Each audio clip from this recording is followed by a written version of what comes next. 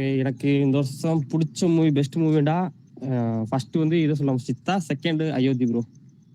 ஆ unexpected movie வந்து இது மாவீரன். மாவீரன் நீங்க எல்லாம் சொல்றீங்க, இவர் சொல்ற மாதிரி தான். எனக்கு ரொம்ப என்ஜாய் பண்ணி பார்த்தேன். கிளைமேக்ஸ் உட்கொண்டு நான் என்ஜாய் பண்ணி தான் பார்த்தேன். பெஸ்ட் ஆக்டர் வந்து சூர்யா சொல்லலாம் ப்ரோ. எனக்கு சூர்யா ஒரு ஆக்டிங் அப்புறம் பின்னாடி போறேன்னு எனக்கு எதிர்பார்க்கல, நல்லா நடிச்சிருந்தாரு. ஆக்ட்ரஸ் வந்து யாரும் எனக்கு அந்த அளவுக்கு தெரியல ப்ரோ. சினிமாட்டோகிராஃபி வந்து பெஸ்ட்னு சொல்ல வந்தா போர்த்தொழில், வேற மாவீரர்ல எனக்கு பிடிச்சிருந்துச்சு. அவ்வளவுதான் ப்ரோ. ஆனா எப்பவுமே எனக்கு இவர மூவி ரொம்ப பிடிக்கும். கார்த்திக் சுப்ராஜ் படத்துல வந்து ரொம்ப நல்லா பண்ணிருப்பாரு சினிமாட்டோகிராஃபி. ஆனா இந்த ஜிகர்தண்டா டபுள் எக்ஸ்ல வந்து அந்த அளவுக்கு எனக்கு பிடிக்கல சினிமாட்டோகிராஃபி. எடிட்டிங் வந்து போர்த்தொழில் தான் ப்ரோ. போர்த்தொழில் எனக்கு நல்லா பிடிச்சிருந்தாங்க. பெஸ்ட் சீன்ஸ் என்னன்னு கேட்டேன், போர்த்தொழில வந்து அந்த ட்ரெயின் கிராசிங் சீன் வந்து நான் ரொம்ப என்ஜாய் பண்ணி பார்த்தேன். அப்புறம் சித்தால வந்து அந்த பொண்ணு ஃபர்ஸ்ட் அந்த சித்தா பாக்குற சீன், அந்த சீன் எனக்கு ரொம்ப பிடிச்சிருந்துச்சு. மியூசிக் எடுத்துட்டீங்கன்னா பெஸ்ட் மியூசிக் வந்து எனக்கு ஜெயிலர்ல ரொம்ப பிடிச்சிருந்துச்சு மியூசிக். அப்புறம் ஓவர் ரேட்டட் மூவிண்டா எனக்கு தெரிஞ்சு ஜெயிலர் தான் சொல்லுவேன் ப்ரோ. ஜெயிலர் சுத்தமா ஒர்க் அவுட்டே ஆகல. பெஸ்ட் டைரக்டர் வந்து சித்தா டைரக்டர் நான் சொல்லுவேன். எனக்கு அவரு ஃபர்ஸ்ட் அது முன்னாடிலாம் அப்படி சேதுபதி இது மாதிரி பண்ணையார் 10 மணி அது மாதிரி படம் எடுத்துட்டு டக்குன்ட்டு இந்த ஜோன்ல வந்து எடுத்து அது நல்லா சூப்பரா போனது எனக்கு ரொம்ப பிடிச்சிருந்துச்சு அந்த படம். ஒஸ்ட் மூவி சொல்லிட்டு அதான் இது ஜெயிலர். எனக்கு பெஸ்ட் ப்ரொடக்ஷன் வந்து சொல்ற மாதிரி இதுதான் ப்ரோ. இவர் வெற்றிமாறன் படம் விடுதலை. ஆமா, அது எனக்கு பேர்லாம் தெரியல. அப்புறம் அன்எக்ஸ்பெக்டட் மூவி நான் வந்து இது விசால் மூவி அது என்ன படம்? Mark Antony. எனக்கு அது அந்த அளவுக்குலாம் இருக்காதுன்னு நினைச்சு பார்த்தேன். ஆனா என்ஜாய் பண்ணேன் அந்த படத்தை, அவ்வளவுதான் இருந்துச்சு. பெஸ்ட் ஆக்டரும் இவரையும் சொல்லலாம், எஸ்.ஏ. சூர்யா சொல்லலாம். எனக்கு அந்த படத்தையும் சூப்பரா நடிச்சிருந்தாரு. பெஸ்ட் இன்டர்வல் சீன் எனக்கு எதுனா இன்டர்வல் சீன் வந்து எனக்கு அந்த அளவுக்கு எது லியோ சொல்லலாம். எனக்கு லியோ அது பிடிச்சிருந்துச்சு. ஷார்ட் ஃபிலிம் ரொம்ப பார்த்ததில்ல. நான் பார்த்ததுல ஒரே ஷார்ட் ஃபிலிம் இவரோட தான், அருண் ப்ரோடது. நாம இந்த குரூப் கிரியேட் பண்றதுக்கு முன்னாடி நான் பார்த்து எனக்கு அப்பயே பிடிச்சிருந்துச்சு. யாரும் இப்படி பண்ணிருக்காரு அப்பயே எனக்கு எதிர்பார்த்தேன். பார்த்தா கடைசியில பார்த்தா நம்ம குரூப்லயே ஜாயின் பண்ணிட்டாரு. அதே ரொம்ப சந்தோஷமா இருந்துச்சு. Short film. அப்புறம் பெஸ்ட் ரிவ்யூவர் நான் அதிகமா ரிவ்யூ பார்க்க எப்பவுமே எந்த படத்துக்கு நான் ரிவ்யூ பார்க்க மாட்டேன். ரிவ்யூ பார்க்கறது பிடிக்காது. அப்புறம் பெஸ்ட் யூடியூபர் வந்து பார்த்தா எனக்கு பரதராஜ் அங்கன் பிடிக்கும். எப்பவுமே அவர் யூடியூப் சேனல் நான் பார்த்துருவேன். பெஸ்ட் ரவுண்ட் டேபிள்னா பரதராஜ் ரங்கன் நடத்தினார்ல, அது எனக்கு பிடிச்சிருந்துச்சு. அதே மாதிரி இந்த வருஷம் எனக்கு ரொம்ப பிடிச்சது என்னன்னா, சின்ன படங்கள்லாம் ரொம்ப பேசும்படியா இருந்துச்சு. அதிகமா சின்ன படம் தான் நல்லா ஹிட் கொடுத்துருக்கு. அதிகமா பெரிய படம்லாம் அந்த அளவுக்கு ஒர்க் அவுட் ஆகல. அதே மாதிரி தியேட்டரிக்கல் எக்ஸ்பீரியன்ஸ் வந்து நான் 2 மூவி தான் இந்த வருஷம் நான் தியேட்டர்ல பார்த்தேன். ஏன்டா நான் அப்படி வெளியில வேலை பார்க்கறதுனால பார்க்க முடியாது. ஒன்று துணிவு பார்த்தேன், இன்னொன்று வந்து இது மணிரத்னம் மூவி பொன்னியின் செல்வன் 2 பார்த்தேன். இதுதான் பார்த்தேன். எனக்கு ரெண்டும் அந்த அளவுக்கு ஒர்க் அவுட் ஆகல தியேட்டர்ல. அப்புறம் எனக்கு இன்னொரு வேண்டுகோள் ப்ரோ, நம்ம ஒரு ஃபிலிம் மேக்கரு, இது எப்பவுமே நம்ம வந்து பெரிய படம் ஒரு சின்ன படம் ரிலீஸ் ஆகும்போது பெரிய படத்துக்கு தான் நம்ம எல்லாம் போறோம். அது அடுத்த வருஷம் அப்படி பண்ணக்கூடாது.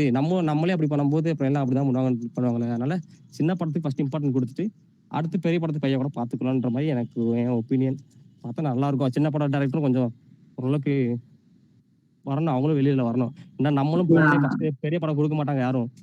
நம்மளே ஃபிலிம் மேக்கர், நம்மளே இப்படி பண்ணிட்டு இருந்தா அடுத்தவங்க எப்படி? அதை கொஞ்சம் யோசிச்சு அதே மாதிரி ஃபர்ஸ்ட் சின்ன படத்துக்கு இம்பார்ட்டன்ட் கொடுங்க, அடுத்து பெரிய எனக்கு வந்தது இந்த வருஷம். அதை சொல்ல மறந்துட்டேன். ஆமா, நான் 2-3 சின்ன படங்கள்லாம் சரியா போகாம படம் பார்க்காதனால இந்த படம்லாம் உடாகலன்னு சொன்ன உடனே ஒருவேளை நம்ம வர்றப்போ நமக்கு இப்படிதான் நடக்குமோ அப்படிங்கிற ஒரு பயம் எல்லாம் வந்து இந்த தடவை. அதனாலேயே நிறைய சின்ன படங்களை தேடி பார்த்தேன்.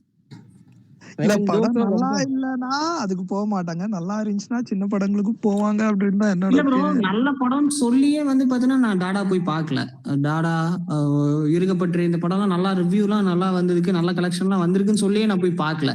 சோ அந்த மாதிரியும் இருக்கு. அது சின்ன படம் தானே அப்படிங்கிற ஒரு லெத்தாஜிக்ல நான் விட்டுட்டேன். அது ஓடிடி ஒரு காரணமா இருக்கும். அதுவும் ஒரு காரணம் வந்துரும்னு. இன்னொன்னு நான் என்ன நினைச்சேன்னா வந்து ரிலீஸ் டைமிங் ஒரு பெரிய இதா நான் பார்த்தேன். இப்போ நீங்க பாத்தீங்கன்னா இந்த லாஸ்ட் வீக்கே உங்களுக்கு சலார் வந்துச்சு. அது என்ன படம்? வந்து அசோக் செல்வன் படம் ஒண்ணு வந்துச்சு. சபாநாயகன் நல்லா இருக்குன்னு சொன்னாங்க. அப்புறம் இவரு விதார்த் 1000 பொற்காசுகள் அதுவும் நல்லா இருக்குன்னு சொன்னாங்க. சோ அது என்ன நான் நினைச்சேன்னா, அது வந்து இந்த மாதிரி பெரிய படத்தோட அவங்க விடுறதுக்கு பதிலா தனியா ஒரு படம் இல்லாத டைம்ல லைக் முன்னாடி பின்னாடி படம் இல்லாத இல்ல டைம்ல ப்ரோ, அவங்க நம்ம இவ்வளவு நடிகர் யோசிக்கிறோம். அதான் அவங்க அவங்க யோசிக்க டிசைட் மாட்டாங்களா ப்ரோ? பண்றது இல்ல.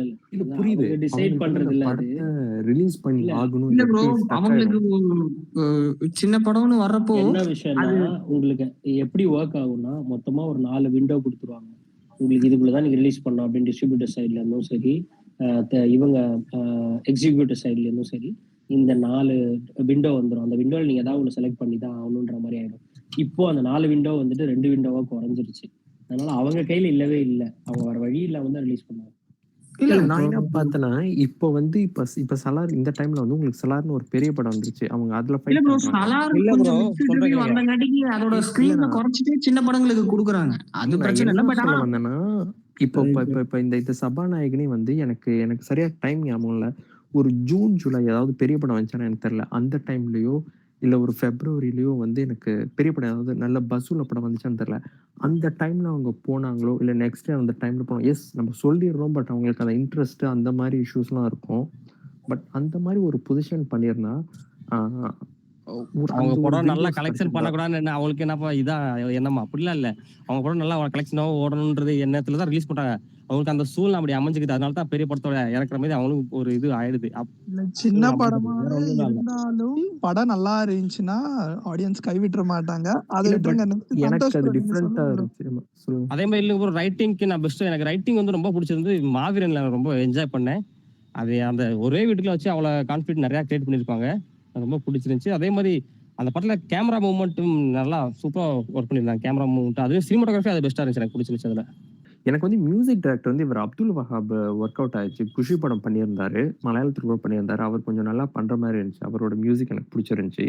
அதுக்கப்புறம் Anirudh as usual background score. ஜவான்ல அந்த சல்லியா சாங்லாம் எனக்கு கொஞ்சம் பிரீத் ஆஃப் ஃப்ரெஷ் ஏரா இருந்துச்சு. ரொமான்டிக் சாங்ஸ் இடையில வந்து நம்ம ரீசெண்டா எனக்கு நல்லதா ஞாபகம் இல்லை. ஸோ அது வாஸ் ஓகே. அண்ட் சலாரோட மியூசிக் டைரக்டர்னா ரவி பசூரா. அதே கேஜிஎஃப் டெம்ப்ளேட்ல இருந்துச்சு. பட் அந்த அலிவேஷனுக்கு எனக்கு என்னமோ அது சப்போர்ட் பண்ண மாதிரி இருந்துச்சு மியூசிக்கு. ஸோ மியூசிக் படியா தான். அதுக்கப்புறம் வந்து எனக்கு ஒர்க் ஆன படங்கள் வந்து அந்த பெரிய படங்கள் ஆஸ் யூசுவல் வந்து ஆஸ் அ தியேட்டர் எக்ஸ்பீரியன்ஸாக நல்லா ஒர்க் ஆச்சு. அண்ட் எல்லா பெரிய படத்துக்குமே வந்து இப்போ லியோ, ஜெயிலர், சலார், துணிவு இதுலலாம் வந்து என்னன்னா ரொம்ப மிக்சட் ரிவ்யூஸாக இருந்துச்சு. பட் நான் போய் பார்த்தப்போ வந்து ஓகே அந்த அளவுக்கு மோசம் இல்லை, என்கேஜிங்காக இருந்துச்சுன்னு சொல்லுவேன். மாஸ் மூமெண்ட்ஸ்லாம் எனக்கு வந்து ஒர்க்காக இருந்துச்சு பெரிய படத்தில். அது ஒன்று சொல்லணும் as a theatre experience. And although reviews பேடாக இருந்தால் கூட இப்போ ஜெயலலிதா படம் எடுத்திங்கன்னா யாரும் சொல்லியிருந்தாங்க அதை கம்பேர் பண்ணும்போது ஒருத்தவங்க வந்து விக்ரமோட கம்பேர் பண்ணியிருந்தாங்க. ஒருத்தவங்க வந்து அதை வந்து கார்கி சாய்ப்பலை படத்தோட அந்த அவுட்லைனை கம்பேர் பண்ணியிருந்தாங்க. எனக்கு அதை பார்க்கும்போது இதே கதை இப்படி ஃபீமேல் சென்ட்ரிக்காகவும் நம்மளாட்டி கொண்டு ப்ரெசென்ட் பண்ண முடியும், ஒரு மாஸ் ஹீரோ வச்சும் ப்ரெசென்ட் பண்ண முடியும் தோணுச்சு ரெண்டு சைட்லையும். பட் ஆப்வியஸ்லி மாஸ் ஹீரோ அங்கே பண்ணும்போது பேன் இந்தியா ஸ்டார்ஸ் அதெல்லாம் உள்ளே இருக்கிறாங்க. ப்ரொடக்ஷன் வேல்யூ உங்களுக்கு அது எல்லாமே இருக்குது. பட் அதான் ஒரு கதையை இந்த ரெண்டு சைட்லையும் ப்ரெசென்ட் பண்ண முடியுமான்னு பார்த்தேன். இதே தான் வந்து எனக்கு சலாருக்கும் தோணுச்சு. அந்த அவருடைய ஃபர்ஸ்ட் படம் உக்ரத்தோடைய ரீடைலிங்னு சொல்லியிருந்தாரு. ஸோ அதுக்கப்புறம் நான் போய் உக்ரம் பார்த்தேன். ஸோ அதை வந்து இன்னும் நல்லா பாலிஷ்டாக இதாக கொண்டு வர முடியும். ஒரே கான்டென்ட் தான். பட்டு பண்ணது எனக்கு கொஞ்சம் அது ஒர்க்காக இருந்துச்சு. பட்டு சார் பற்றி பேசும்போது எனக்கு அந்த செகண்ட் ஹாஃப் தான் எனக்கு அந்த வேர்ல்ட் பில்டிங் அந்த இது எனக்கு ஒர்க் ஆச்சு. அதே இதை வந்து அவங்க எக்ஸ்டெண்ட் பண்ணி எடுத்திருந்தாலும் எனக்கு இந்த மாதிரி இதை வந்து ஒரு வெப் சீரிஸாக நான் பார்த்துருந்தாலும் ஐ திங்க் நல்லா ரீஃப்ரெஷிங்காக இருக்கும்னு நினைக்கிறேன். நம்ம வெப் சீரிஸ் ஸ்பேஸ்லேயே யாரும் இந்த மாதிரி ஒரு அந்த ஒரு வேர்ல்ட் பில்டிங் இது ஒன்றும் கொண்டு போகல. எஸ் மேபி பெரிய ஸ்டார்ஸை கொண்டு வரதுக்கு வெப் சீரிஸில் அவங்களுக்கு போய் பிரச்சனையாக இருக்கும் பட்ஜெட் வைஸ் தியேட்டருக்களை விட. மேபி கொஞ்சம் அந்த செகண்ட் லெவல் ஸ்டார்ஸ் அது இது பேன் இந்தியா மிக்ஸாக போட்டாலும் அந்த ஒரு சலார் மாதிரி ஒரு வேர்ல்ட் பில்டிங் அந்த ஒரு பொலிட்டிக்கல் கான்ஃப்ளிக்ட் அந்த மாதிரி உள்ளது வந்து ஒரு வெப் சீரிஸாகவே ப்ரெசென்ட் பண்ணலாம். வெப் சீரிஸ்லேயும் ஒரு புது ப்ரெஷர் கிடைக்கும்னு எனக்கு தோணுச்சு. அதுக்கப்புறம் பிடிச்ச வெப் சீரிஸ் வந்து தோத்தாவா அது பிடிச்சிருந்துச்சு. அது ஒரு தெலுங்கு டப்பிங்காக இருந்தாலும். அதுக்கப்புறம் இது ஹிந்தியில் அர்ச்சிலிஸ்னு ஒன்று, அது ஹாலிவுட் டப்பிங் தான் இங்கே பண்ணியிருந்தாங்க. பட் எனக்கு என்னமோ அதை ப்ரெசென்ட் பண்ண விதம் வந்து அந்த மேக்கிங்காக நல்லா இருந்துச்சு. கொஞ்சம் பாஷா க்ளாஸியாக அது. அதுக்கப்புறம் சேஞ்சஸ் நான் என்ன யோசிக்கிறேன்னா, முதல்ல நான் சொல்ல மாதிரி இந்த ரிலீஸ் டேட் எனக்கு தெரியும். அது நம்ம அவங்களுக்கு பல பிரச்சனைகள் இருக்கலான்ட்டு. எனக்கு என்னமோ ஒரு பெரிய படங்களோட சின்ன படங்கள் சேர்ந்து ஃபைட் பண்ண மாதிரி தான் நம்மளுக்கும் வந்து அதை மேபி பார்க்கணும்னு தோணும். இன்னொன்று சமயத்தில் இந்த ஓடிடி இருக்கிறதே அதுக்கு ஒரு ட்ராபேக்குன்னு தோணுச்சு. சமயத்தில் நம்மளே தோணும் ஒரு 1 வீக் மிஸ் பண்ணிட்டா இன்னும் 2 வீக்கில் ஓடிடியில் வந்துருமோ அப்படிங்கிறது தோணும். இப்போ பெரிய படத்துக்கு எனக்கு அந்த மாதிரியான ஒரு கமெண்ட்ஸ் இருந்துட்டு இருந்தது. ஃப்ரெண்ட்ஸ்லாம் கேட்கும்போதே பரல 1-2 வீக்ஸ் ஆகிட்டு அவங்களே 2 வீக்ஸில் ஓடிடியில் வந்துடும் அந்த ஒரு மைண்ட் செட்க்கு எல்லாரும் போயிடுறாங்க. சம்டைம்ஸ் அது தியேட்டர் எக்ஸ்பீரியன்ஸை மிஸ் பண்ணுற மாதிரியான ஒரு இதாக நமக்கு வந்து தோன்றிட்டு இருந்தது. வேற அதுக்கப்புறம் வந்து படத்தில் என்ன சேஞ்சஸ் நான் பார்த்துட்டு இருந்தேன்னா, இப்போது டிஏஜிங்லாம் நிறைய பேர் கொஞ்சம் பண்ணுறது தெரியுது. ஸோ அந்த மாதிரி சில பேர் அதை கொண்டு வரலாம். இப்போ விஜய் படத்தை கூட சொல்லிருந்தாங்க ஹீரோ யங்காக காட்டுறது அந்த மாதிரி. ஸோ அந்த இது கொஞ்சம் இன்னும் நிறையா வரும்னு நான் நினைக்கிறேன் அந்த ஆஸ்பெக்டில். வேற அதுக்கப்புறம் இந்த ஸ்டூடியோலேயே வச்சு இந்த விஆர் இந்த செட்டப்பில் எடுக்கிற மாதிரி ஹாலிவுட்டில் பண்ணிட்டு இருக்காங்க. அதுவும் மேபி இங்கே உள்ள ஃபியூச்சரில் வரும்னு நான் நினச்சிட்டு இருந்தேன் நினைக்கிறேன். அதுக்கப்புறம் அன்எக்ஸ்பெக்டடாக ஃபிலிம் நான் நினச்சது வந்து ஜிகிர்தண்டா. ஆல்தோ அது நல்லா இருந்துச்சு. பட் நான் வந்து அந்த சினிமா கிரைம் அதோடு தான் இருக்கும்னு நினைச்சேன். கடைசியில் அந்த மெசேஜ் அவங்க கொண்டு போன விதம் வந்து உண்மையிலேயே அது நல்ல ஒரு இம்பேக்டை கொடுத்துச்சு. சினிமாட்டோகிராஃபியாகவும் அந்த படம் நல்லா இருந்துச்சு. மாவீரனும் நல்லா இருந்தது. சினிமாட்டோகிராஃபியாகவும் கொஞ்சம் பெட்டராக இருக்குமோன்னு நினச்சது வந்து அன்னபூர்ணி. எனக்கு இன்னமும் அந்த நயன்தாரா படம் ட்ரெய்லர் பார்க்கல ப்ராமிசிங்காக இருந்துச்சு. பட் உள்ளே எனக்கு இன்னும் எங்கேஜிங்காக இல்லை. இப்போ மாவீரன் நல்லா இருந்துச்சு. எனக்கு என்னமோ அங்கங்கே கொஞ்சம் லேக் ஆன மாதிரி இருந்துச்சு. But it was nice theatre experience. So அவ்வளோதான். எனக்கு ஒரு பாயிண்ட் லாஸ்ட் எனக்கு ஒஸ்ட் சீன்ஸ் நான் சொல்ல மறந்துட்டேன். எனக்கு ஒஸ்ட் சீன்ஸ் லியோல வர அந்த பிளாஷ்பேக்ல ஒரு பிளாஷ்பேக் சீன்ஸ்லாம் எனக்கு பிடிக்கல ஒரு சுத்தமா. அவ்வளவுதான். பெஸ்ட் சீன்ஸ் சொன்னேனே அந்த போர்த்துலில அந்த ட்ரெயின் கிராஷ் ஆகிற சீன் சொன்னேன்.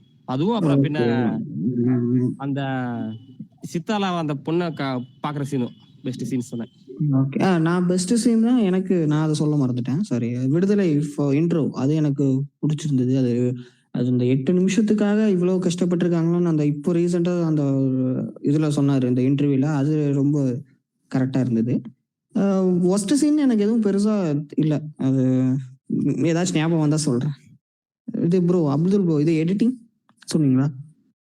ஆக்சுவலி இப்போ எல்லா பெரிய படமே அந்த ஒரு ட்ரெய்லர் கட் மாதிரி எல்லாமே ரொம்ப ஃபாஸ்ட்டாக இருக்கிற மாதிரி தான் தோணுச்சு. ஜெயலராக இருக்கட்டும், ரியோவாக இருக்கட்டும், எல்லாருமே அதே ஒரு இதாக இருந்துச்சு. கொஞ்சம் ஒரு நிதானமாக ஒரு ஃபீல்டில் போட்டு போனேன். எனக்கு டக்குன்னு ஞாபகம் வர மாட்டேங்குது. கொஞ்சம் அந்த ஸ்பேஸில் இருந்தால் கொஞ்சம் ஒரு நிறுத்தி சின்ன படத்துக்கு வாங்க. சின்ன படத்துல இருந்து பாருங்க எல்லாம் நிதானமா தான் கட் பண்ணிருப்பாங்க. எனக்கு அவரு ஓவராலா பெரிய படங்கள்ல சொல்றாரு. எல்லாமே ஃபாஸ்ட், ரொம்ப ஃபாஸ்டா அந்த ட்ரெய்லர் கட் மாதிரி எல்லா படமும் டக்கு டக்கு டக்குன்னு போயிட்டு இருக்கும்னு தோணுச்சு.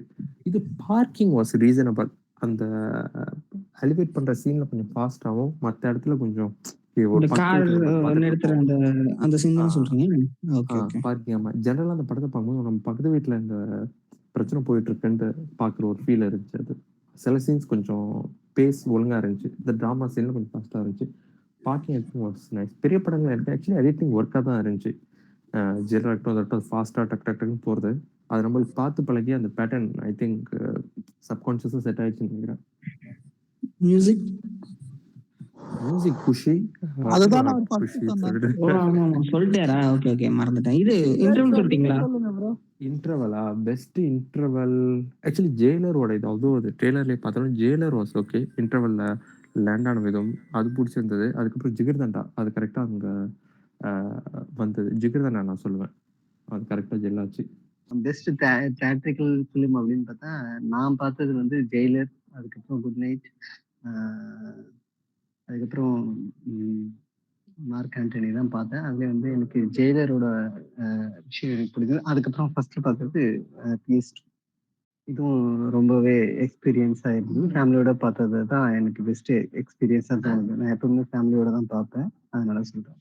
அண்ட் தென் பெஸ்ட் ஆக்டர் வந்து பார்த்தீங்கன்னாக்கா மணிகண்டனும் அப்புறம் எஸ்ஜே சூர்யா சாரும் சொல்லுவேன். பெஸ்ட் ஆக்டர்ஸ் அப்படின்னு பார்த்தோம்னா சித்தா படத்தில் நடிச்சாங்க இல்லைங்களா, அந்த சிலிர்ப்பான ஒரு அந்த ஃபர்ஸ்ட் 2-3 சீன்ஸ்லயும் நினைக்கிறேன். அந்த ஒரு ஆஃபீஸ்க்குள்ள அது என்ன ஆஃபீஸ்னா அது ஏதோ விஓ ஆஃபீஸ் மாதிரி இல்லை அந்த மாதிரியான ஒரு ஆஃபீஸ் தான். அந்த ஃபேனை தொலைச்சிட்டு இருப்பாங்க. அந்த சமயத்துல கூப்பிட்டு அதுக்கு முன்னாடி ஒரு சீன் நினைக்கிறேன். அவங்க கையை பிடிச்சி இழுத்ததுமே அந்த ஒரு சிலிர்ப்பான ஒரு ஆக்டிங் வந்து உண்மையிலேயே நான் அந்த மாதிரியான ஒரு ஆக்டிங் வந்து நான் இப்போ இந்த காலகட்டத்தில் நான் வந்து ரசிச்சு பார்த்ததில்ல. அது ஒரு 2-3 டைமாவது நான் ரிவர்ஸ் பண்ணி பார்த்துட்டே இருந்தேன். அந்த சிலிர்ப்பு அவ்வளோ அழகா நடிச்சிருந்தாங்க. அது எனக்கு ரொம்ப பிடிச்சிருந்தது. அண்ட் தென் பெஸ்ட் சினிமாட்டோகிராஃபர் வந்து விடுதலை படத்தோட டிஓபி வேல்ராஜ் சார் எனக்கு ரொம்ப பிடிக்கும். அதுக்கப்புறம் எடிட்டிங் பார்த்தீங்கன்னாக்கா, good night and Mark Antony, ஈர்க்கப்பற்று இது எல்லாமே நல்ல குட் எடிட்டிங் தான். அவங்க பேர் எனக்கு தெரியல. சரி என்ன தப்பா எடுத்துக்க வேணாம். அதுக்கப்புறம் அண்டர் ரேட்டர், ஓவர் ரேட்டர் அப்படின்றத நானு மைண்ட் பண்ணவே இல்ல. எனக்கு அண்டர் ரேட் ஃபிலிம் அப்படின்னு சொல்ல வந்ததுன்னு, மாவீரன் வந்து ஒரு வாய்ஸ் ஓவர்ல வந்து கதைய சொல்லிட்டு இருக்கும்போது, அந்த கதைய வந்து ஆடியன்ஸோட பாயிண்ட் ஆஃப் வியூல வந்து அது ஒரு என்ன சொல்லுவாங்க, ஒரு எதிர்பார்ப்பை ஏற்படுத்தக்கூடிய இடத்துக்கு அந்த வாய்ஸ் ஓவர்ல சொன்ன கதைகள் எல்லாமே எதிர்பார்க்க முடியாது. ஆடியன்ஸ் வந்து கன்வே பண்ண விதம் வந்து வேற மாதிரி இருக்கும். பட் அந்த கதைய வந்து விஷுவலாவே நம்ம ப்ராக்டிகல் பண்ண அதாவது என்ன சொல்றது, விக்ரம் வேதா மாதிரி இருந்திருந்ததுன்னா இன்னும் கொஞ்சம் எக்ஸ்பெக்ட் பண்ணியிருக்கலாம் அந்த மாவீரன் படத்தப்படி. மற்றபடி எல்லாமே படம் தான் அப்படின்னு நாம பார்த்துட்டு போறது. ஓவர் ரேட் படமா இருந்தாலும் அத படம்னு தான் பார்த்துட்டு போவோம். பட் எனக்கு இந்த மாவீரன் படம் வந்து நான் எக்ஸ்பெக்ட் பண்ணது என்னன்னாக்கா, விக்ரம் வேதாவோட ஸ்டைல்ல இருந்திருந்தா இன்னும் நல்லா இருந்திருக்கும் அப்படின்னு தான் நான் எக்ஸ்பெக்ட் பண்ணது. பெஸ்ட் சப்போர்ட்டிங் ஆக்டர்ஸ் பார்த்தீங்கன்னாக்கா, குட் நைட் படத்துல மணியனுடைய மாமாவும், அவங்களுடைய அக்காவுமா நடிச்சது வந்து எனக்கு ரொம்ப புடிச்சிருந்தது. அதாவது ஒரு இதயபூர்வமாவே நம்ம வந்து அந்த கேரக்டர் எல்லாத்தையும் நாம நம்ம சக வாழ்க்கையில வந்து நம்ம பயணிச்சுட்டு போயிட்டு இருப்போம். அந்த விதத்துல படத்துல பார்க்கும்போது அது நம்ம ஒரு டீப் ஃபீல் குட்டா குடுக்கும் அப்படிங்கிறதால நான் அவங்கள சூஸ் பண்ணேன். பெஸ்ட் டிரெக்டர் கூழாங்கல், அப்புறம் வெற்றிமாறன் சாருடைய விடுதலை. இப்பதான் என்னால யோசிச்சு பார்க்க முடிஞ்சது. அவங்களுடைய ஆத்மார்த்தமான ஒரு அந்த ஒரு விஷயம் வந்து எனக்கு ரொம்ப பிடிச்சிருந்தது. நான் கத்துக்கிட்ட ஃபிலிம் மேக்கிங்ல வந்து நான் கத்துக்கிட்டது வந்து கூழாங்கல்லுக்கும் யாத்திசையோட அந்த படத்த வந்து பிரேக் பண்ணி இத்தனை வருஷமா பிரேக் பண்ணி யாத்திசைய எடுத்ததும், கூழாங்கல்லுக்கு கொடுத்த அந்த ஒரு சின்ன பட்ஜெட்டா இருந்தாலும், பட் நல்ல ஒரு கன்டென்ட் குடுத்துருக்காங்க அப்படின்றதால, நான் அந்த படங்கள்ல இருந்து நான் சில விஷயங்கள் கத்துக்க முடிஞ்சது. நான் ஒரு 0 பாயிண்ட்ல இருந்து நான் ஸ்டார்ட் பண்ணியிருக்கேன் அப்படின்னாக்க, எனக்கு அது ரொம்பவே புடிச்சிருந்தது. அததான் நான் கத்துக்க முடியும். அ சினிமாவுல நான் சேஞ்ச் பண்றதுக்கு எனக்கு எதுவும் அவ்வளவும் தெரியல. வாய்ப்புகள் வந்து எல்லாருக்குமே கிடைக்கணும். வாய்ப்புகள் வந்து நீங்களா உருவாக்கிக்கணும் அப்படிங்கிறது தான் வந்து சினிமால இருந்து நான் கத்துக்கக்கூடியது. Change you need into Tamil cinema அப்படின்றது அந்த கேள்வியில வாய்ப்புகளை நீங்களா ஏற்படுத்திக்கங்க அப்படிங்கிற ஒரு விஷயத்த தான் நான் சொல்லுவேன். First think happen into the Tamil cinema எனக்கு தெரியல. அது என்னன்னு எனக்கு தெரியல. பெஸ்ட் ஃபிலிம் வெப் சீரிஸ் வந்து எனக்கு வந்து அயலி பிடிச்சிருந்தது. அப்புறம் இப்போ ரீசெண்டா வந்த வீரப்பனுடைய அந்த டாக்குமெண்ட்ரி செகண்ட் வந்து நான் பார்க்கல. பட் வீரப்பனுடைய அந்த ஃபர்ஸ்ட் டாக்குமெண்ட்ரி அண்ட் தென் இதுக்கு போயிருந்தது எலிபென்ட் விஷஸ்.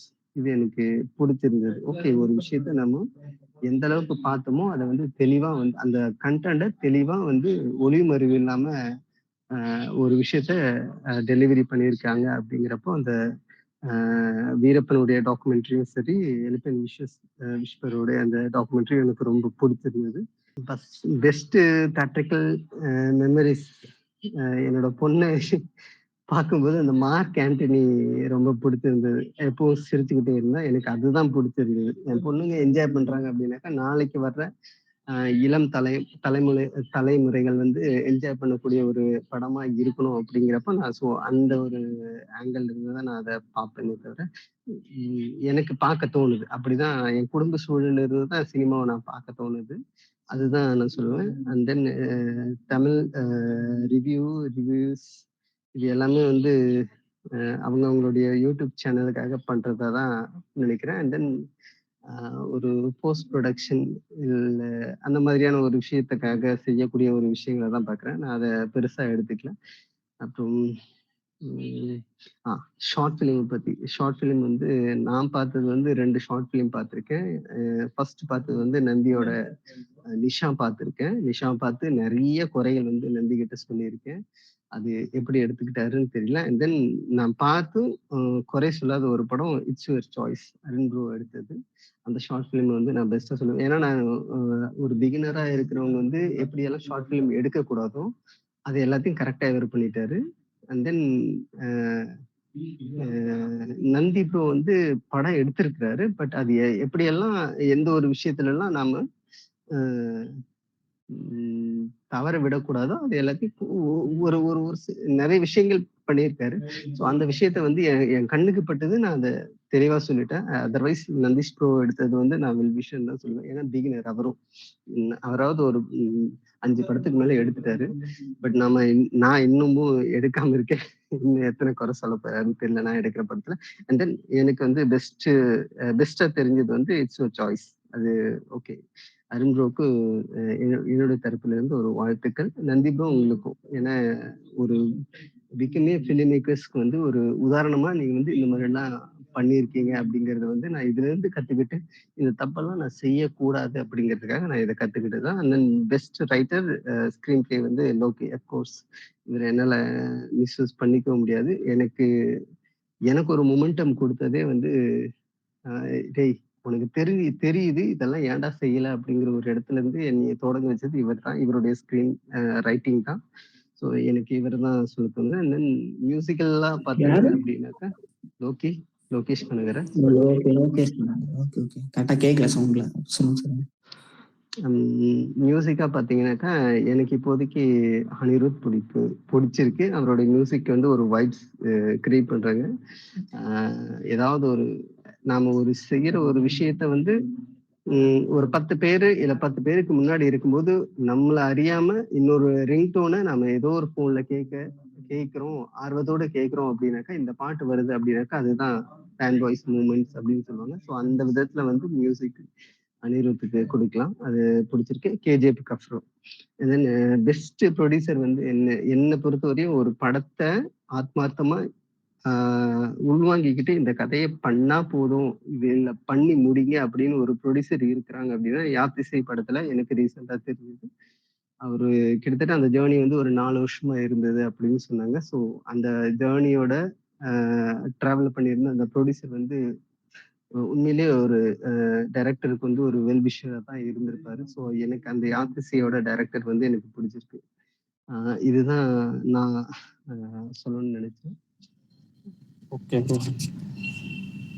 வேற அடுத்து மோகன் ப்ரோ. அதான் நான் பாயிண்ட் ஒன்று மிஸ் பண்ணிட்டேன், சொல்லிடுறேன். மிஸ் பண்ணல, இப்பதான் ஞாபகத்துல வந்தது. இது சப்போர்ட்டிங் ஆக்டர்ஸ் வந்து சொன்னோம்ல. ஸோ அதுல அந்த சித்தால் நடிச்ச அந்த 2 குழந்தைங்க அவங்களோட பெர்ஃபார்மன்ஸ் ரொம்ப நல்லா இருந்தது. இப்ப டக்குன்னு தான் ஞாபகத்துல இருந்தது, அதான் சொல்லுவாங்க. ஸோ இப்போ ஃபர்ஸ்ட் வந்து தியேட்டர்ல நான் பார்த்து ரொம்ப என்ஜாய் பண்ண படம் வந்து விடுதலை ப்ரோ. அந்த ஃபர்ஸ்ட் சீனுக்காக மட்டும் இல்லை, பட் ஜென்ரலாகவே அது ஒரு பெரிய ஸ்க்ரீனில் வேற பார்த்தேன்னா, ஸோ வந்து ரொம்ப அட்ராக்ட் பண்ணிச்சேங்க. ஸோ வந்து அது விடுதலை. பெஸ்ட் ஆக்டர் வந்து சூரிக்கும் வடிவேலுக்கும் டஃப் ஃபைட் மாதிரி, but I will give it to Soori. ஏன்னா வடிவேல் வந்து எனக்கு தெரியும் அவரால் இப்படி ஒரு ரோல் பண்ண முடியும் அப்படின்னு சொல்லி, பட் சூரி வந்து ரொம்ப அன்எக்ஸ்பெக்டடாக இருந்துச்சு.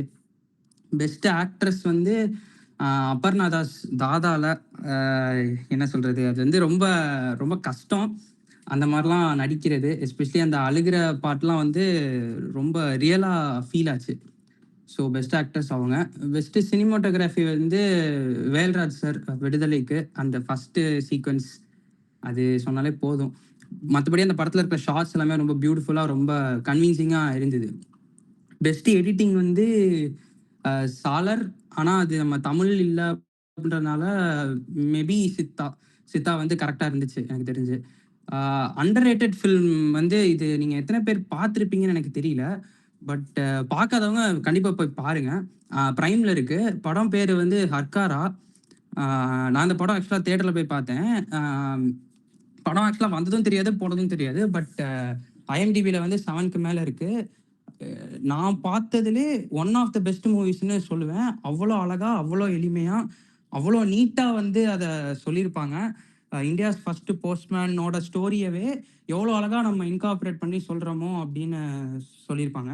எல்லா கேஸ்ட் எல்லா க்ரூவுமே எவ்வளோக்கு எவ்வளோ பெஸ்ட்டை கொடுக்க முடியுமோ அவ்வளோக்கு பெஸ்ட்டை கொடுத்துருவாங்க ப்ரோ. இட்ஸ் லைக் நான் அது வந்து அந்த படம் அவ்வளோவா பேசப்படல. அதான் நான் என்ன நினச்சேன், ஓடிடியில் வந்த பிறகாவது நிறையா பேசுவாங்கன்னு நினச்சேன், பட் அவ்வளோவா ரீச் ஆகலை.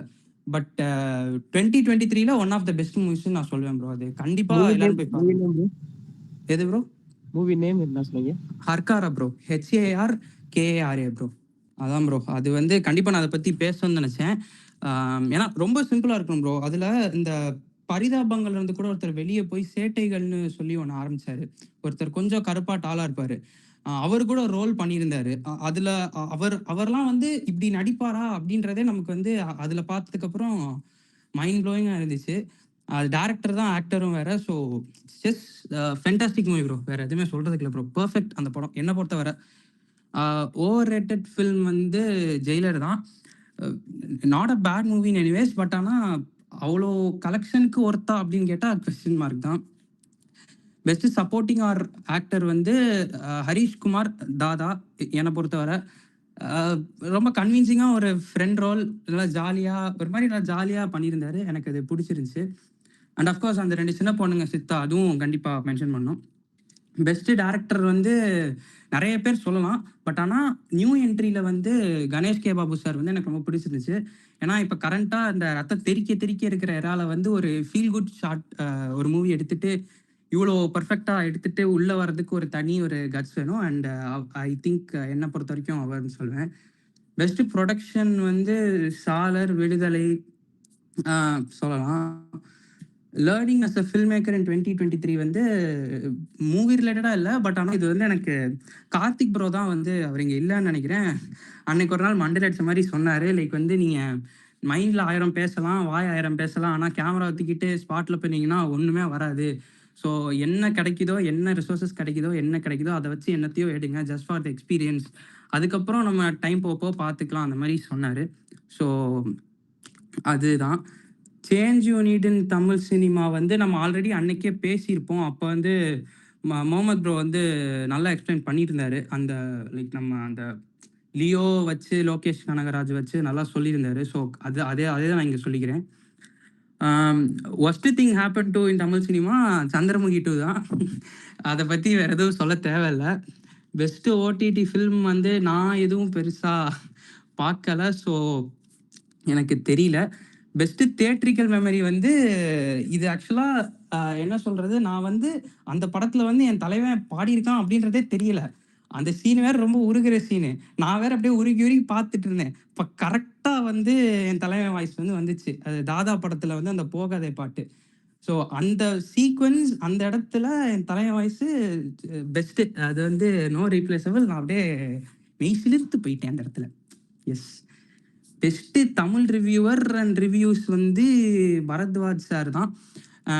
ஒரு சேடான விஷயம் என்னென்னா, I have this bad habit. நான் வந்து பிரசாந்த் அவரோட ரிவ்யூ பார்ப்பேன். ஏன்னா அவர் சில டைம் படத்தை வந்து ரொம்ப ஹைப் கொடுப்பாரா, அந்த ஹைப்பு அவர் பண்ணுற சேஷ்டைகள்லாம் பார்க்குறதுக்கு எனக்கு பிடிக்கும். ஸோ அதை நான் இங்கே போட்டுக்கிறேன். Average number of theatrical watch வந்து எனக்கு வேறு வேலையே கிடையாது. நான் எல்லா வாரமும் படத்துக்கு போயிடுவேன். ஸோ அதுதான் அங்கே வீக்லி ஒன்ஸ் ஒரு படத்துக்கு போயிடுறது. பெஸ்ட்டு ஷார்ட் ஃபில்ம் நான் அவ்வளோவா பார்க்க மாட்டேன். பேட் ஹேபிட் எனக்கு. அது பண்ண ஆரம்பிக்கணும். என் ஃப்ரெண்டு நித்தமும் நீ ஏன் அப்படின்னு சொல்லி ஒரு படம் எடுத்தான் ப்ரோ. வந்து ஒரு ஆஸ்பைரிங் ஃபில்ம் மேக்கர் தான். சென்னை இளையராவில் படிச்சுட்டு இருக்கான். நல்லா பண்ணியிருந்தான். நல்ல ஒரு இம்ப்ரூவ்மெண்ட் காமிச்சிருந்தான். ஸோ அந்த படம் தான் என்னை பொறுத்த வரைக்கும் பெஸ்ட்டு ஷார்ட் ஃபில்ம். நீங்கள் கூட சான்ஸ் கிடைச்சா கூட போய் பாருங்கள். படம் பேர் நித்தமும் நீ அப்படின்னு சொல்லி நல்லா இருந்துச்சு. அப்புறம் best writer or screenplay writer வந்து கார்த்திக் சுப்ராஜ் சார், இப்போ பிரசாந்த் நீல் சார் கூட சொல்லலாம். Few words about Tamil cinema அதெல்லாம் பெருசாக தெரியல ப்ரோ எனக்கு. மியூசிக் வந்துட்டு ஜென் மார்ட்டின் சார் தான். தாதா மூவி ஒரு இப்போ வரைக்கும் நான் அந்த பாட்டெலாம் டெய்லி கேட்டுட்டு தான், டெய்லி இல்லை, நான் அடிக்கடி கேட்குறேன். எனக்கு அது ரொம்ப க்ளோஸ் டு த ஹார்ட் அந்த album. So it has to be Jen Martin sir. அவ்வளோதான் ப்ரோ. வேறு எதுவும் மிஸ் பண்ணியிருந்தா கேளுங்க, நான் சொல்கிறேன். அவ்வளோதான் ப்ரோ. Thank you bro. எனக்கு பிடிச்ச பெஸ்ட் ஆக்டர் வந்து எப்பவுமே எஸ்.ஜே. சூர்யா சார் தான். அவரோட மார்க் ஆண்டனியும் அதே மாதிரி ஜிகிர்தண்டா டபுள் எக்ஸ் எனக்கு ரொம்ப பிடிச்சிருந்துச்சு. அவரோட ஆக்டிங் ஒவ்வொரு ஆக்டிங்ல வந்து புதுசாக அவர் ஏதோ ஒன்று ட்ரை பண்ணுவார். அது எனக்கு நல்லா பிடிச்சிருந்துச்சு. பெஸ்ட் ஆக்ட்ரஸ் அப்படின்னு பார்த்துட்டா இருக்கப்பட்டில் அந்த அபர்னா, அப்புறம் மெயின் கேரக்டர் வந்து அந்த சைக்காட்ரிஸ்ட், அவங்களோட கேரக்டர் எனக்கு ரொம்ப பிடிச்சிருந்துச்சு. அதெல்லாம் அவங்க வந்து ஒரு ட்ரீம் கேலா அப்படி காமிச்சிருப்பாங்க. அந்த மாதிரி யாரும் இருக்க முடியாது. அந்த ஒரு கேரக்டர் நல்லா இருந்துச்சு. சினிமாட்டோகிராஃபியில் எனக்கு பிடிச்சது வந்து விடுதலையில் அந்த ஃபர்ஸ்ட் சீன்ல ஒரு 8 நிமிஷம் அப்படியே நல்லா காமிச்சிருப்பாங்க. அடுத்து வந்து ஃபைட் கிளப்ல இருக்கிற சினிமாட்டோகிராஃபிக்கான அந்த ஷார்ட்ஸ், ஆங்கிள் அது எனக்கு ரொம்ப பிடிச்சது. ஃபைட் கிளப் படமா கதையா பிடிக்கல. பட் அந்த சினிமாட்டோகிராஃபிக் எனக்கு பிடிச்சது. எடிட்டிங்ல அப்படி பார்த்துட்டோம்னா எனக்கு மார்க் ஆண்டனி அவரோட ஃபாஸ்ட் கட்ல வந்து ஃபியூச்சரையும் காமிப்பாரு, பாஸ்ட்டையும் காமிப்பாரு. அந்த இது நல்லா எனக்கு புடிச்சிருந்துச்சு அதுல. மியூசிக்ல வந்து எனக்கு ரீசென்ட்டா புடிச்சது வந்து ஜஸ்டின் பிரபாகரன். அவர் இருக்கப்பட்டுல போட்டிருப்பாரு. அந்த மியூசிக் நல்லாருக்கும். பெஸ்ட் டைரக்டர் அப்படின்னு சொல்ல முடியாது. நெறைய பேர் இருக்காங்க. ஆனா எனக்கு ரொம்ப புடிச்சதுல கனெக்ட் ஆனது வந்து போர் தொழில் படத்த. ஏன்னா அந்த படத்த வந்து ஒரு 20 நாள் கழிச்சு நான் போய் படத்த பார்த்தேன். அந்த படம் எனக்கு ரொம்ப புடிச்சது. அந்த அளவுக்கு அவர் அந்த ஹோல்ட் பண்ணி வச்சிருக்காருன்னு நான் சொல்றேன். தியேட்டர்ல அந்த அளவுக்கு ஆடியன்ஸ் இருந்தாங்க. பெஸ்ட் மூவி எனக்கு பெர்சனலா புடிச்சது வந்து குட் நைட். ஃபீல் குட் மூவின்னு கூட சொல்லலாம் அத. வொர்ஸ்ட் மூவின்னு சொல்றது அதான். எனக்கு தியேட்ரிக்கல் எக்ஸ்பீரியன்ஸ்லயே எப்படா எந்திரிச்சு போறேன்னு தோணுனது இந்த வருஷத்துல வந்து ஃபைட் கிளப் தான். அந்த கதையே எனக்கு புடிக்கல. ஏன்னு தெரியல எனக்கு. அதே மாரி பெஸ்ட் சீன் அப்படின்னு நம்ம எடுத்துட்டோம்னா, எனக்கு இவரு சொன்ன மாரி போத்தடில அந்த ட்ரெயின் சீனு. அப்புறம் பெஸ்ட் சீன்ல இன்னொன்னு வந்து காஃபி சீன் லியோல வர அந்த சீனு. அந்த 2 தான் எனக்கு வந்து ரொம்ப புடிச்சிருந்தது. பெஸ்ட் இன்டர்வல்க்கு வந்து இது ஜிகர்தண்டா சொல்லுவேன் ப்ரோ. அது எனக்கு ரொம்ப புடிச்சிருந்துச்சு. எனக்கு வந்து போஸ்டர்ல என்ன இருக்குதோ, அதே மாரி படத்துல இருந்து எனக்கு அந்த கனெக்ட் ஆயிரும் எனக்கு. அந்த போஸ்டர்ல என்ன சீன் வச்சதோ, அதே தான் சீன் வந்து இன்ட்ரோல வச்சிருப்பாரு. அதனால எனக்கு ரொம்ப அது புடிச்சிருந்துச்சு எனக்கு. சில பேர் போஸ்டர் மார்க்கெட்டிங்காக வேற ஏதோ போஸ்டர் வச்சு படத்திலே காமிச்சிருக்க மாட்டாங்க. எனக்கு அந்த மாரி இது பிடிக்காது. இது வந்து போஸ்டர்ல என்ன இருக்குதோ, அது கரெக்ட்டா இன்டர்வல் பிளாக்ல வச்சு குடுத்திருந்தாரு. அதனால எனக்கு புடிச்சிருந்துச்சு. பெஸ்ட் புரொடக்ஷன் வந்து எனக்கு இந்த இயர்ல வந்து பொட்டன்ஷியல் அப்படின்னு ஸ்டுடியோஸ் ஒண்ணு இருக்கு. ஈர்க்கப்பட்டு குடுத்தது. ஏன்னா அவரோட படங்கள் வந்து ஃபீல் குட் மூவி தான் அதிகமா குடுத்துருக்காங்க எனக்கு தெரிஞ்சு அவங்களோட புரொடக்ஷன்ல. அந்த படம் எல்லாமே ஹிட் ஆயிருக்கு.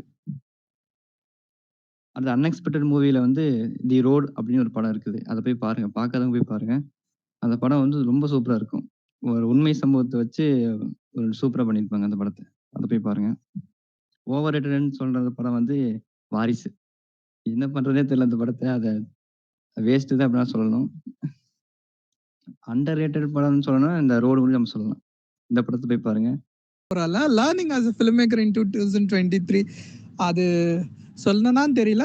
சொல்லியிருந்தாலும் பரவாயில்ல.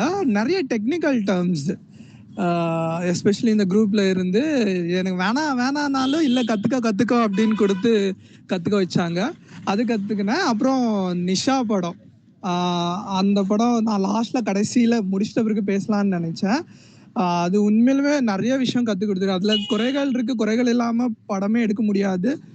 ஃப்யூச்சரில் நான் பண்ணுற படங்களும் குறைகள் இருக்கும். அது தெரியாத மாதிரி பார்த்துக்கணும். அந்த மாதிரி தான் நான் பார்க்குறேன் படத்தை. ஸோ நெக்ஸ்ட் டைம் கண்டிப்பாக அந்த குறைகளை மறைக்கிற மாதிரி படம் எடுப்பேன்.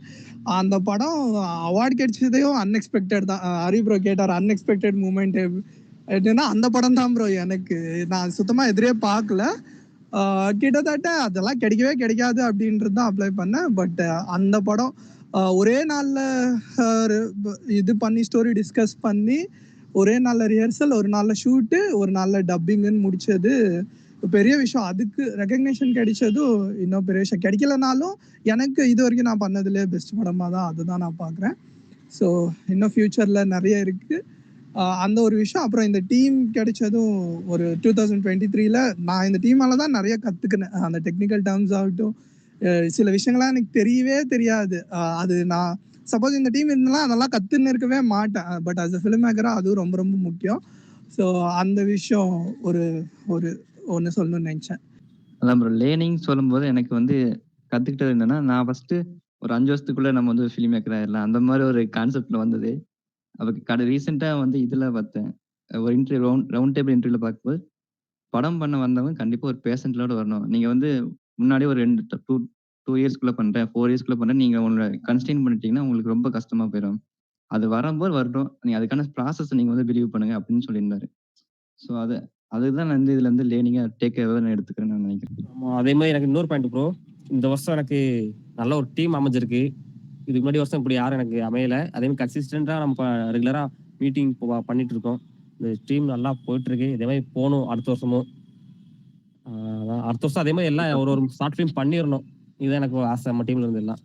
அதான் ப்ரோ நம்ம இந்த யூடியூபோட அடுத்த கோல் வந்து என்னன்னா, நம்ம இந்த இருக்கவங்க எல்லாருமே வந்து நல்லா ஷார்ட் ஃபிலிம் பண்ணி இந்த யூடியூப் சேனல்லயே போஸ்ட் பண்ற மாரி இருக்கணும். அப்புறம் அதே மாரி நம்ம ஒரு புரொடக்ஷனோ, ஒரு டிஸ்ட்ரிபியூட்டரோ மாரி அளவுக்கு அந்த மாரி நான் சொல்ல வரேன். நம்ம ஒரு யூனியனா கிரியேட் பண்றதுக்காக நான் சொல்றேன். இவ்வளவு நேரம் நீங்க பார்த்திருப்பீங்க. இந்த தமிழ் சினிமா ரீவைண்ட் வந்து எங்களோட பாயிண்ட் ஆஃப் வியூல எப்படி இருந்துச்சு நீங்க பார்த்திருப்பீங்க. உங்களுக்கு உங்களோட பாயிண்ட் ஆஃப் வியூ ஒண்ணு இருக்கும். கமெண்ட்ல பண்ணுங்க. அதே மாதிரி ஷார்ட் ஃபிலிம் கான்டெஸ்ட் நாங்கள் நடத்திட்டு இருக்கோம். உங்களுக்கு அதில் பார்ட்டிசிபேட் பண்ணணும்னு நீங்கள் நினச்சிங்கன்னா கீழே டிஸ்கிரிப்ஷன் லிங்க் இருக்கு, செக் பண்ணி பாருங்கள். உங்களுக்கு ஏதாவது கொரிஸ் ஏதாவது இருந்துச்சுன்னா இன்ஸ்டாகிராம் அண்ட் வாட்ஸ்அப்பில் வந்து டிஎம் பண்ணுங்கள். நாங்கள் இதே மாதிரி அடுத்த இன்ஃபர்மேட்டிவான வீடியோவில் உங்களை வந்து சந்திக்கிறோம்.